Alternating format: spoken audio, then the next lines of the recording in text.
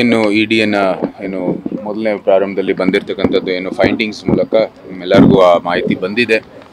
ನಾವು ಏನು ಮೊದಲಿಂದನೂ ಕೂಡ ನಾವು ನಮ್ಮ ನಿಲುವು, ಪಕ್ಷದ ನಿಲುವು ಇರ್ಬೋದು, ನಮ್ಮ ಮೈಸೂರಿನ ಭಾಜಪನ ನಿಲುವು ಇರ್ಬೋದು, ನನ್ನದೇ ಆದ ವೈಯಕ್ತಿಕ ನಿಲುವು ಇರ್ಬೋದು, ಮುಖ್ಯಮಂತ್ರಿಗಳು ತಮ್ಮ ಒಂದು ಜವಾಬ್ದಾರಿಯುತ ಸ್ಥಾನದಲ್ಲಿರೋ ಕಾರಣಕ್ಕಾಗಿ ಈ ಒಂದು ಏನು ಹಗರಣ ಆಚೆ ಬಂದಿರೋ ಕಾರಣಕ್ಕಾಗಿ ತಮ್ಮದೇ ಆದ ತವರು ಕ್ಷೇತ್ರದಲ್ಲಿ ಒಂದು ಏನು ಮೈಸೂರಿನ ಅಭಿವೃದ್ಧಿಗೆ ಒಂದು ಇತಿಹಾಸ ಇರುವಂಥದ್ದು ಸಂಸ್ಥೆ ಮೂಡ ಅಂಥ ಸಂಸ್ಥೆಯಲ್ಲಿ ಒಂದು ಹಗರಣ ನಡೆದಿರೋ ಕಾರಣಕ್ಕಾಗಿ ಅವರು ತಮ್ಮ ರಾಜೀನಾಮೆ ಕೊಟ್ಟು ಒಂದು ಫ್ರೀ ಆಗಿರುವಂಥದ್ದು, ಅವ್ರದ್ದು ಪ್ರಭಾವ ಇಲ್ಲದೆ ಇರುವಂಥದ್ದು ಒಂದು ಸಂಸ್ಥೆ ಮೂಲಕ ಇದು ತನಿಖೆ ಆಗಬೇಕಾಗಿ ನಾವು ಅಂದಿನ ಕಾಲದಲ್ಲಿ ಆಗ್ರಹಿಸ್ತಾ ಬಂದಿದ್ದೀವಿ.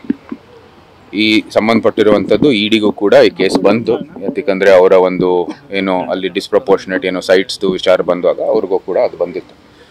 ಆ ಸಮಯದಲ್ಲಿ ಅವರು ಕೂಡ ಒಂದು ತನಿಖೆ ಮಾಡಿದ ನಂತರ ಇದು ಹಗರಣ ಏನಿದೆ ಅತಿ ದೊಡ್ಡದು ಅಂತ ಹೇಳಿ ಅದು ಬರೀ ಈ ಏನು ಸಿದ್ದರಾಮಯ್ಯ ಅವರ 14 ಸೈಟ್ ಅಲ್ಲ, ಏನು 300 ಕೋಟಿ ಅಷ್ಟು ಹಗರಣ ಆಗಿರ್ಬೋದು. ನಂತರ ಏನು 142 ಏನು ಆಸ್ತಿ ಇದೆ, ಸ್ಥಿರಾಸ್ತಿಗಳನ್ನು ಏನೋ ಇದಾಗಬೇಕಾಗಿರೋದು ಅವರು ಕೂಡ ಭಾಳ ಸ್ಪಷ್ಟವಾಗಿ ಹೇಳಿದ್ದಾರೆ. ಈ ನಿಟ್ಟಿನಲ್ಲಿ ಮತ್ತೊಮ್ಮೆ ನಾವು ಆಗ್ರಹಿಸೋದು ಮುಖ್ಯಮಂತ್ರಿಗೆ, ದಯವಿಟ್ಟು ಅದು ಒಂದು ಜವಾಬ್ದಾರಿಯುತ ಸ್ಥಾನ, ಇದು ಭಾಳ ಇಡೀ ರಾಜ್ಯದ ಒಂದು ಸಮಸ್ತ ಕನ್ನಡಿಗರ ಒಂದು ಪ್ರತಿನಿಧಿಸುವಂಥದ್ದು ಕರ್ತವ್ಯ ಇದೆ ಆ ಸ್ಥಾನಕ್ಕೆ. ಸೊ ಆ ನಿಟ್ಟಿನಲ್ಲಿ ಅವರು ರಾಜೀನಾಮೆ ಕೊಟ್ಟು ಈ ತನಿಖೆ ಮುಗಿಯವರೆಗೂ ಅವರು ರಾಜೀನಾಮೆ ಕೊಟ್ಟು ಆ ತನಿಖೆ ಏನು ವರದಿ ಬರುತ್ತೆ ಅದರ ಒಂದು ಆಧಾರ ಮೇಲೆ ಮುಂದುವರಿಲಿ ಅಂತ. ಯಾಕೆಂದ್ರೆ ಈಗ ಇಡಿ ಕೊಟ್ಟಿರುವಂಥ ಪ್ರಶ್ನೆಯಲ್ಲಿ 14 ಸೀಟು ಅಕ್ರಮ ಅನ್ನುವಂಥದ್ದು ಕ್ಲಿಯರ್ ಮಾಡಿದ್ದಾರೆ. ಅಲ್ಲಿಗೆ ಒಂದು ತನಿಖೆ ಮುಗ್ದೋ ರೀತಿ ಕಾಣ್ತಾ ಇದೆ. ತನಿಖೆ ಮುಗಿಯೋದು ಇನ್ನೂ ತನಿಖೆ ಮುಗ್ದಿರೋದು ಬರೀ ಇದು ಫೈಂಡಿಂಗ್ ಬಂದಿರೋದು ಇನ್ನು ಮುಂದೆ ತನಿಖೆ ಆಗಬೇಕಾಗಿದೆ.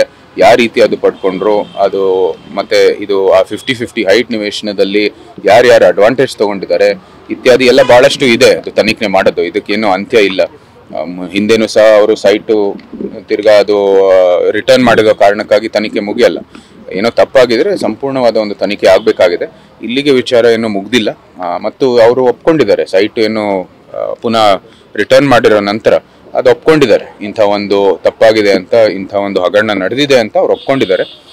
ಅದಕ್ಕಾಗಿ ಮತ್ತು ಇವತ್ತು ನಡೀತಾ ಇರುವಂಥ ತನಿಖೆಯ ಒಂದು ದೃಷ್ಟಿಯಲ್ಲಿ ಅವ್ರು ರಾಜೀನಾಮೆ ಕೊಡಬೇಕು ಅಂತ ನಾವು ಆಗ್ರಹಿಸ್ತೀವಿ. ಈಗ ಬಿಜೆಪಿ ಪುನಃ ಇನ್ನೊಂದು ಹೋರಾಟ ಇರುತ್ತಾ? ಯಾಕಂದ್ರೆ ಈಗ ಇಡಿ ರಿಪೋರ್ಟ್ ಪುನಃ ನಮ್ಮ ಹೋರಾಟ ನಿರಂತರವಾಗಿ ನಡೀತಾ ಇದೆ.